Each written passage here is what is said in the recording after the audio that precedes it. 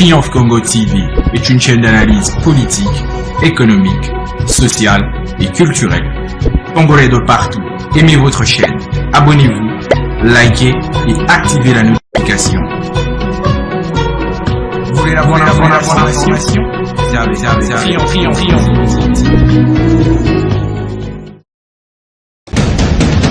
La République démocratique du Congo, c'est le plus grand pays d'Afrique centrale. Un territoire équivalent à plus de 4 fois celui de la France métropolitaine. Aimables téléspectateurs de Triomphe Congo Télévision, votre média en ligne, nous voici pour la énième fois au jour d'aujourd'hui où nous nous retrouvons dans la ville de Lubumbashi.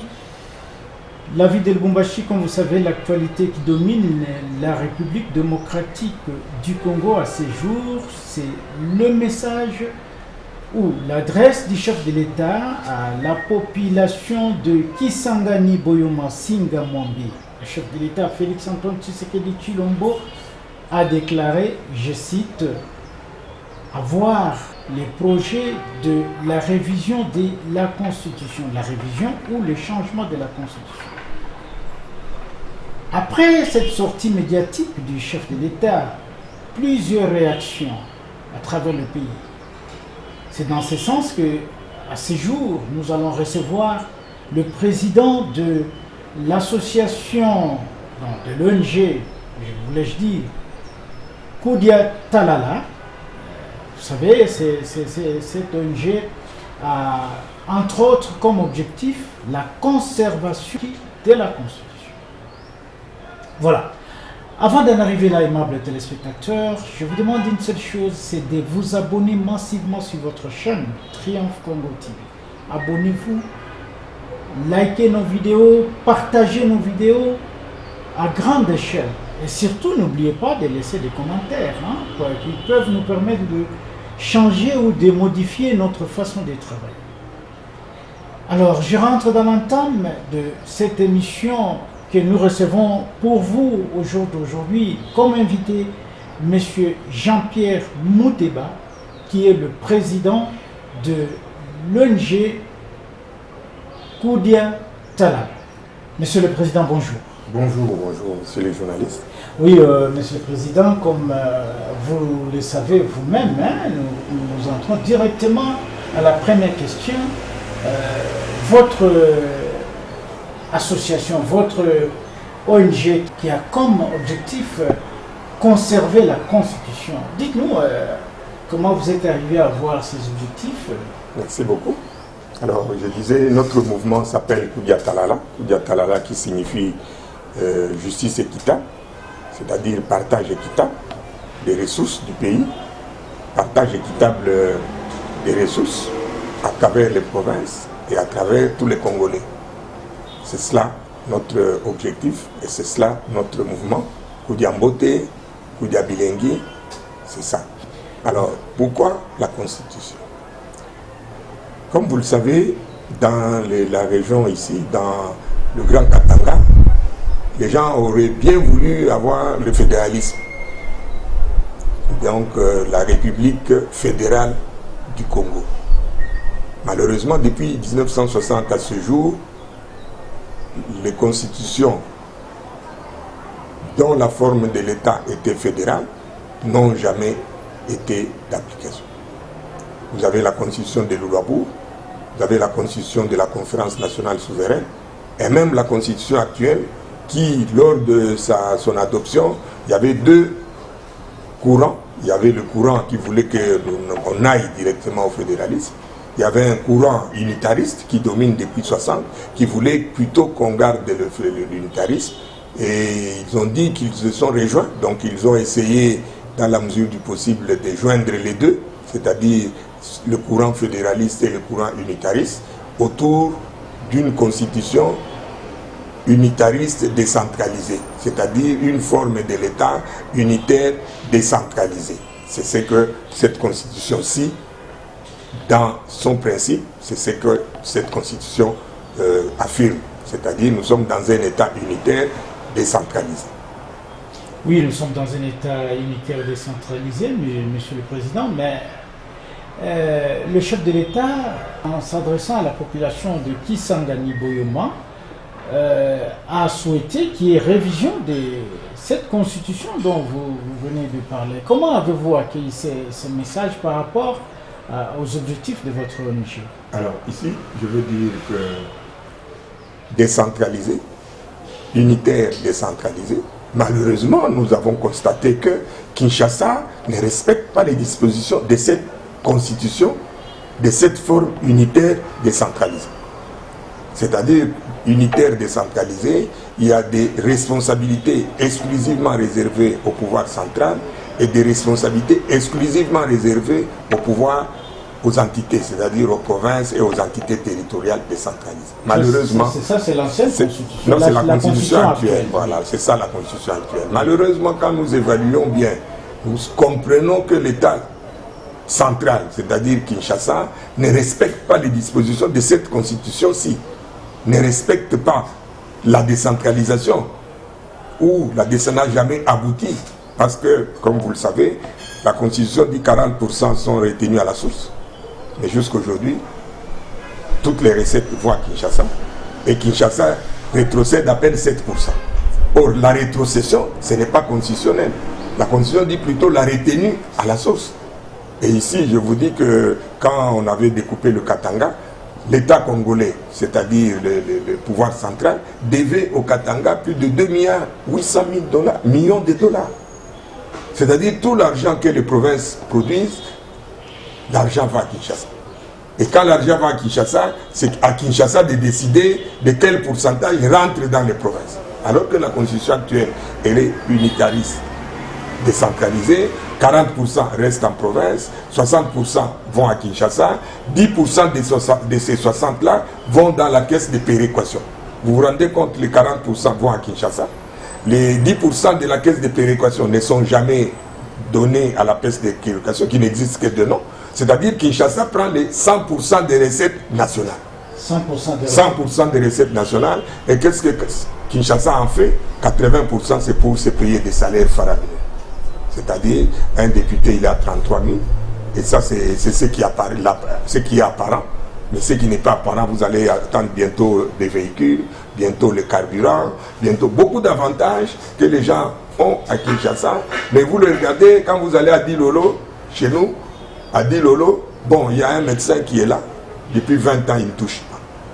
Mais quand vous allez à Mama Yemo, il y a 800 médecins qui sont là, effectivement, qui ont leur prime et qui ont tout. C'est-à-dire que nous avons tendance à dire que toutes les recettes de ce pays vont à Kinshasa et Kinshasa en décide comme il veut. C'est ça la constitution que nous avons aujourd'hui.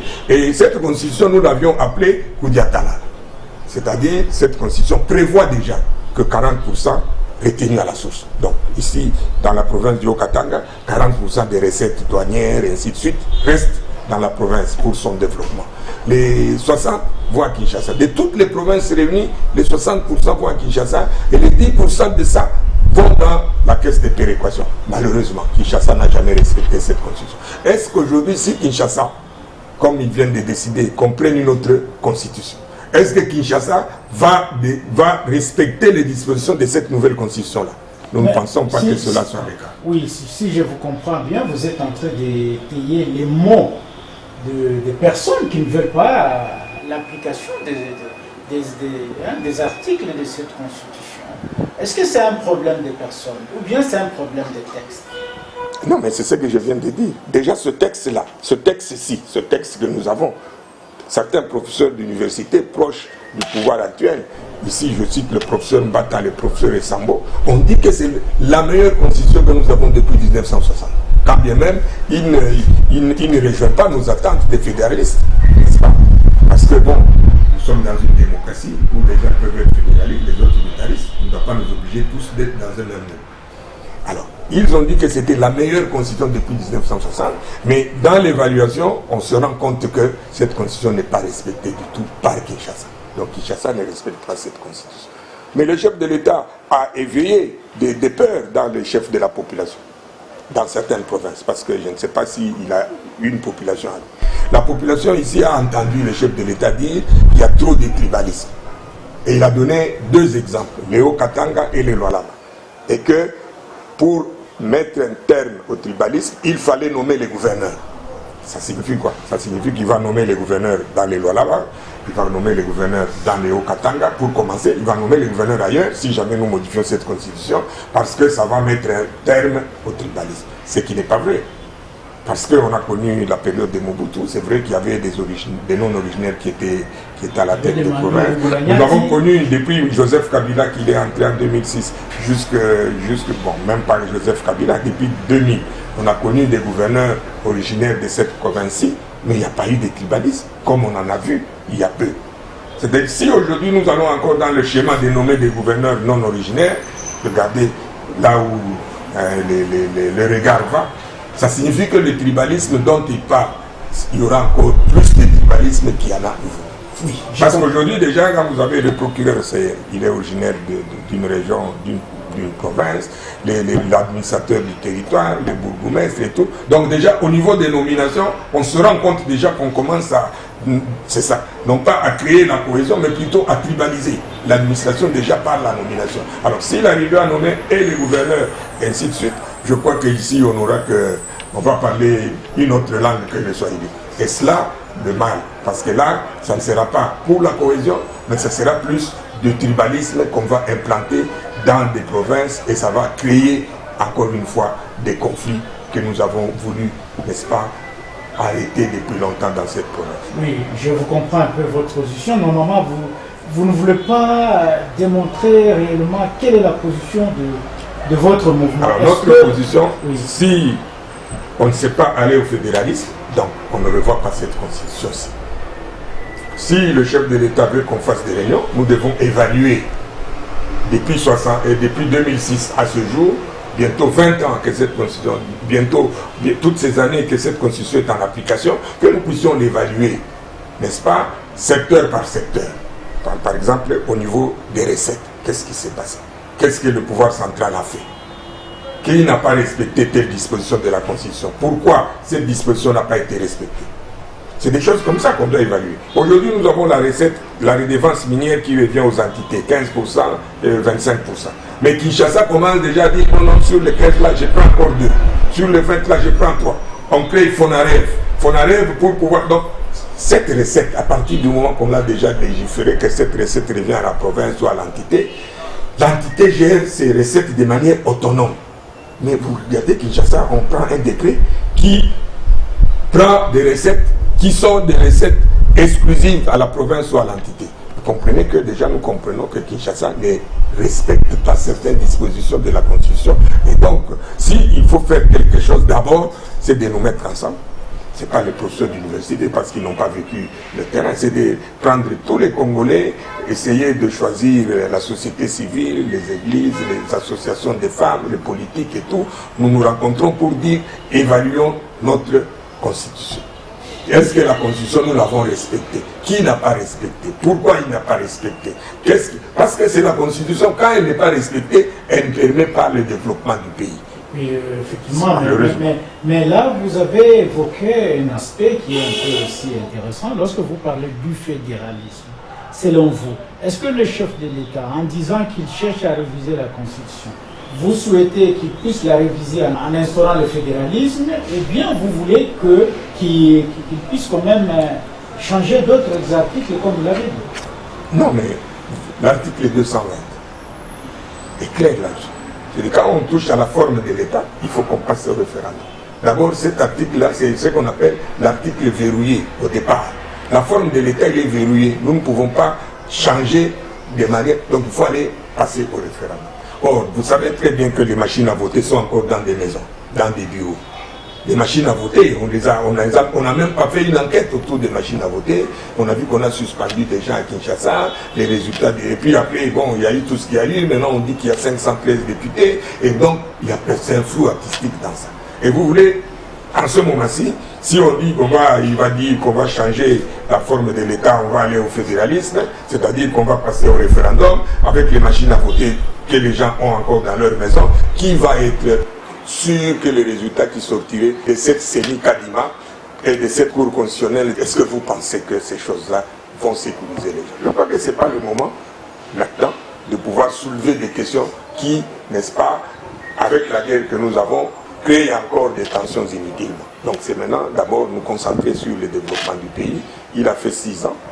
Nous nous étions opposés à Joseph Kabila quand il voulait changer la constitution. Il avait déjà fait les 2 mandats constitutionnels. Il va faire son 2e mandat constitutionnel. Bon, peut-être que nous allons réfléchir à ça. Nous avions refusé que Joseph change la constitution une seconde fois. Et d'ailleurs, la première fois, il avait fait de manière tout à fait cavalière, ce qui n'était pas correct. Et maintenant, il veut encore changer. Il va changer quoi? Bon, les nominations des gouverneurs, c'est... Bon, il va supprimer les assemblées provinciales. Bon, les gens voulaient qu'on supprime le Sénat parce qu'on n'en voit pas l'importance et tout. Bon, qu'ils prennent d'abord la meilleure décision, c'est de réduire les moyens qu'on donne aux institutions nationales. Ouais, les députés provinciaux vont à Kin faire des marches pieds, faire des marches et ainsi de suite, des sit-ins. Pourquoi? Parce qu'ils ne sont pas payés. L'argent va à Kinshasa, l'argent ne rentre pas dans les provinces. La rétrocession n'arrive pas. Aujourd'hui, on a organisé des élections de députés, plutôt des conseillers communaux. Mais regardez, ils sont prévus dans quel budget? Ni dans les budgets, il n'y a pas de budget. Donc on fait des choses, on ne peut voir pas ce qui va arriver. Mais là, on apprend le président de l'Assemblée, il a 300 000 $ par mois. Mais c'est grave, nous sommes dans quel pays? Face à tout ce que vous évoquez ici comme difficulté qu'on voit que Kinshasa a une mainmise sur le devenir du pays, s'il vous demandait de lancer un message au chef de l'État à ces jours, qu'est-ce que vous pouvez lui dire par rapport à son projet de la révision ou du changement de la Constitution? Alors, moi, ce que je peux dire au chef de l'État, c'est qu'il a pris une décision qui est assez impopulaire. Impopulaire parce que le commun des Congolais, il attend que le chef de l'État nous dise augmente le salaire de l'enseignant, du policier, du militaire, qu'il diminue les moyens de fonctionnement de l'État pour que tout le monde puisse se retrouver, pour que Koudia Talala soit effectif, que tout le monde se retrouve dans cela. C'est ce que nous attendons d'un chef de l'État aujourd'hui. Et mais si le chef de l'État voudrait changer la Constitution, qu'il envoie des gens pour faire la campagne pour la révision, qu'il accepte aussi que nous, qui sommes contre la révision, nous allons aussi faire des campagnes contre la révision de la Constitution. Et qu'on n'envoie pas la police, qu'on n'envoie pas l'armée, qu'on n'envoie pas les services de sécurité pour arrêter ceux qui seraient contre. Parce que c'est ça la démocratie.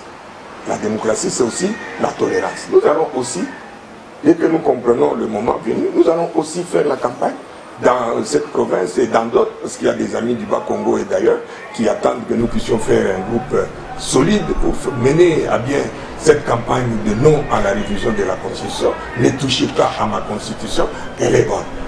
Respectez-la d'abord dans ces dispositions qui sont des dispositions qui sont favorables au développement du pays, parce qu'il y en a dans cette Constitution. C'est cela que nous voulons. Le chef de l'État doit comprendre que la Constitution telle qu'elle est, c'est la meilleure qu'on a depuis 60, d'après ses propres conseillers. Comme c'est la meilleure que nous avons depuis 60, il a l'obligation d'abord, comme il a prêté serment pour respecter la Constitution, qu'il respecte d'abord l'entièreté des dispositions de cette Constitution-là. Et de toi, s'il arrivait qu'il donne cette décision-là continue, qu'il accepte que d'autres Congolais soient contre la révision et que ces Congolais fassent aussi la campagne. Et s'il lui donne les moyens à ceux qui seront pour la révision, qu'on donne aussi les moyens à ceux qui seront contre la révision pour que nous puissions faire un débat et des débats démocratiques pour que tout le monde comprenne pourquoi la révision aujourd'hui est suicidaire pour le pays. Voilà pourquoi la révision de la Constitution est suicidaire pour le pays, comme je viens de le dire. Le président du mouvement citoyen Koudia Talala. Aimables téléspectateurs, nous sommes arrivés à la fin de notre émission avec le président du mouvement citoyen Koudia Talala. Monsieur le Président, à moins que vous avez autre chose à dire, sinon Triomphe Congo Télévision vous dit merci. Bon, ce que je peux dire, c'est que tous les membres de Koudia Talala, partout où ils se trouvent, en Europe, aux États-Unis et ailleurs, qu'ils attendent le mot d'ordre que nous avons donné, dès que nous avons des précisions sur la volonté du chef de l'État d'amener le pays dans le chaos avec cette révision-là, nous allons aussi mobiliser tous les membres partout où ils se trouvent pour amener à contrer cette révision-là, parce que le pays n'a pas besoin de révision, mais plutôt a besoin de personnes qui respectent les dispositions constitutionnelles, parce que ces dispositions sont dans le sens de Koudia Talala. 40% 10% et 50% pour le national et les 40% retenus à la source. Merci. Voilà, aimables téléspectateurs, vous tous que nous suivez à travers le monde, vous tous que nous suivez aux États-Unis, en Belgique, en Angola, au Gabon, au Cameroun, vous avez suivi que ces mouvements citoyens se retrouvent un peu partout. Alors, à tous et à toutes, il ne me reste plus qu'à vous dire merci de nous avoir suivis et bonnes conditions d'écoute avec Triomphe Congo TV. Merci. Triomphe Congo TV est une chaîne d'analyse politique, économique, sociale et culturelle. Congolais de partout, aimez votre chaîne, abonnez-vous, likez et activez la notification. Vous voulez avoir l'information? Triomphe Congo TV.